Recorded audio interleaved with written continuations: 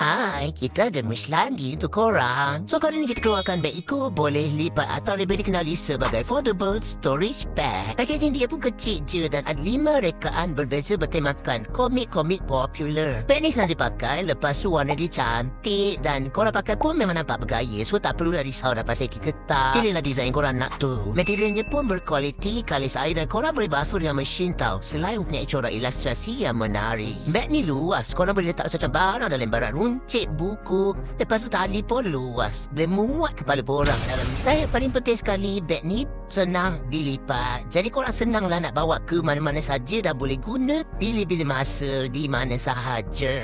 Tapi boleh ke nak pakai untuk beli buku atau biasa buku ke dekat kedai buku ke? Tahan ke beg ni? Saya pun cubalah bawa balik mangga-mangga daripada office ni kan. Alang-alang tu bolehlah letak dalam ni. Banyak juga boleh muat sebenarnya. Kita try bawa balik bantal si Candy dengan si Putra ni. Memang muat tau. Hampir semua muat. Tak cukup. Tambah lagi beg. Memang sesuai sangat lah bawa pergi shopping ni. So belilah korang RM9.90 je satu.